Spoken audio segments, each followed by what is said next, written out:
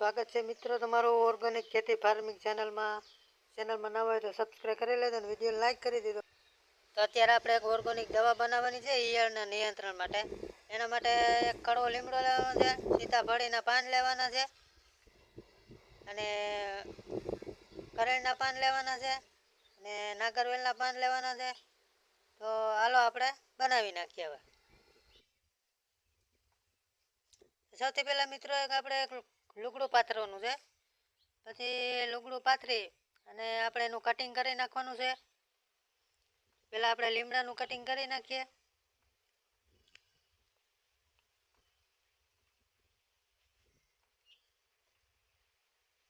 ચાર 5 કિલો જેવો લીમડો લીધેલો છે આપણે. તો લીમડાનું કટિંગ કરી નાખીએ આપણે. હવે અત્યારે લીમડો, આકડો, સીતાફળી, બીલીપત્ર અને કરણ, નાગરવેલના પાન, આ બધાનો આપણે બોળો બનાવવાનો છે.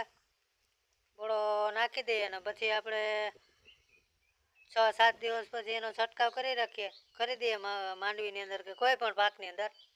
ઈયળનું નિયંત્રણ થશે ને બીજી જે અમુક સુસિયા જીવાતું હોય એનું પણ નિયંત્રણ થશે. તો અમારી ચેનલમાં નવા હોય તો સબસ્ક્રાઈબ કરી દેજો અને વિડીયોને પૂરેપૂરો જોઈજો.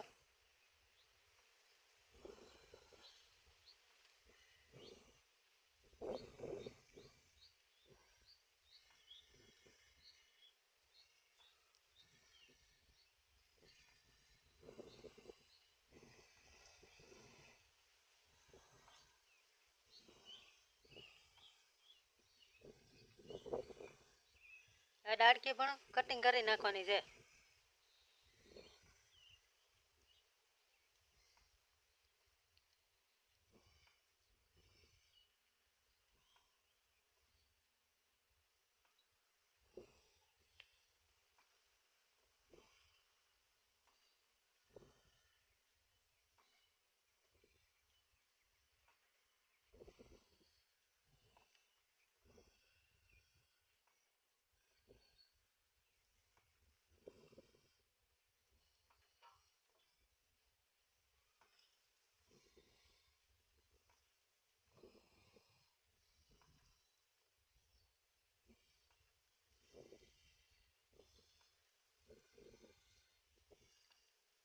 લીમડાનું કટિંગ થઈ ગયું છે. હવે સીતાફળીના પાનનું કટિંગ કરી નાખીએ આપણે.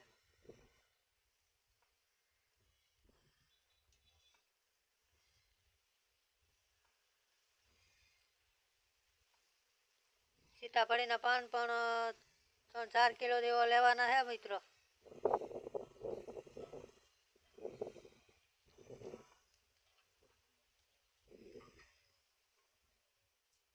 જેટલું ઝીણું કટિંગ થાય એટલું વહેલું આપણી દવા તૈયાર થઈ જાય.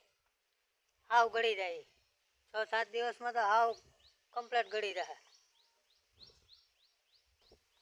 આનો પંપની અંદર પછી 1/2 થી 1.5 લીટર નાખવાનું રહેશે. 1/2 લીટર નાખે તો પણ ચાલે. હવે આપણે કરણનું કટિંગ કરી નાખીએ. કરણના પાનનું એ પણ ઈયળ માટે બહુ ઉપયોગી છે.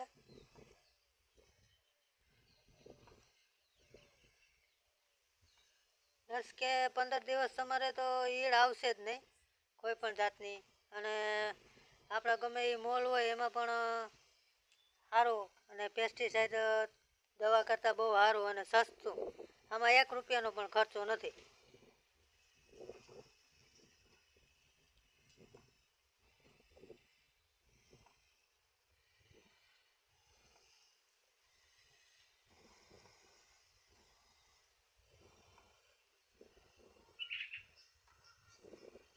આમાં ધતુરો પણ તમે એડ કરી શકો, બીલીપત્ર એડ કરી શકો, કરણ, આકડો, કડવો લીમડો, સીતાફળીના પાન, નાગરવેલના પાન, એ બધું તમે આમાં બધાય પાંદડા એડ કરી શકો. હવે આપણે આકડાનું કટિંગ કરવાનું છે. આકડાનું કટિંગ કરી નાખીએ હવે અત્યારે.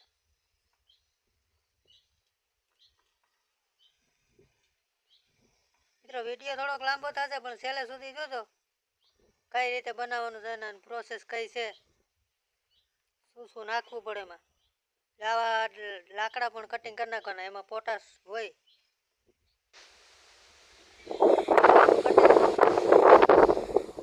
તૈયાર થઈ ગયું છે અત્યારે બધું.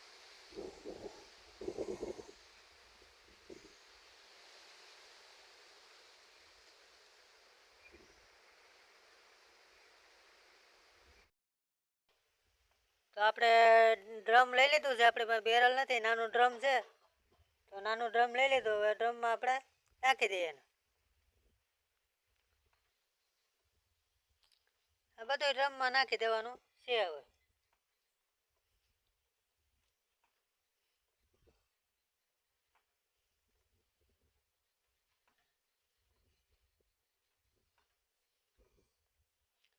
મિત્રો ચેનલમાં નવા હોય તો સબસ્ક્રાઈબ કરી નાખજો, વિડીયોને લાઈક કરી દીધો. અને તમે પણ ઓર્ગેનિક ખેતી કરતા હોય તો કમેન્ટની અંદર કહેજો.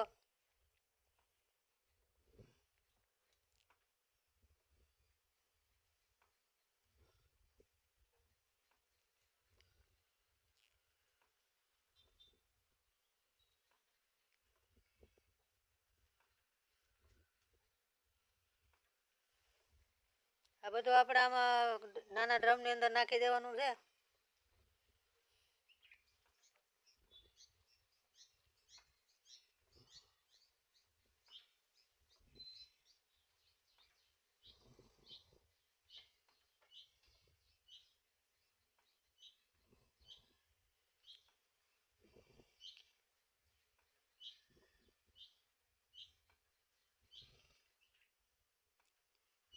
તો ડ્રમની અંદર હવે આપણે બધું નખાઈ ગયું ને હવે આમાં ગૌમૂત્ર ને પાણી નાખી દઈશું આપણે.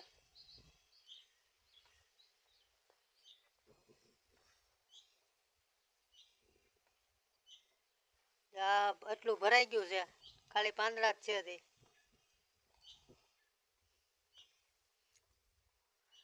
આ 6 કે 7 દિવસની અંદર મિત્રો હાવ કમ્પ્લીટ થઈ જશે, એકદમ ગળીને બોરા જેવું થઈ જશે.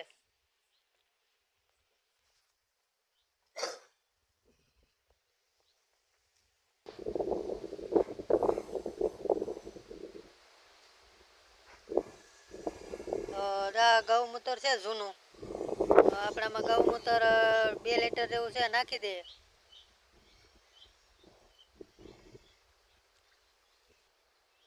હવે ગૌમૂત્ર આપણે આમાં એડ કરી દીધું છે. 2 લીટર જેટલું ગૌમૂત્ર હતું મિત્રો.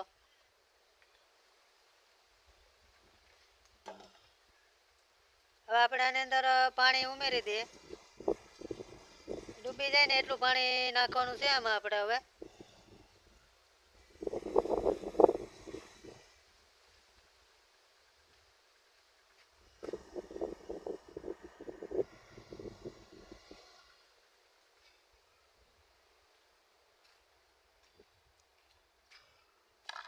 આ પાણી ડૂબી ગયું અત્યારે.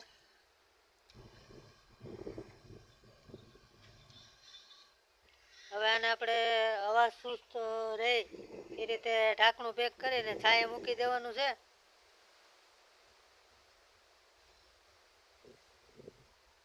છ કે 7 દિવસની અંદર આ બધું કમ્પ્લીટ થઈ જશે.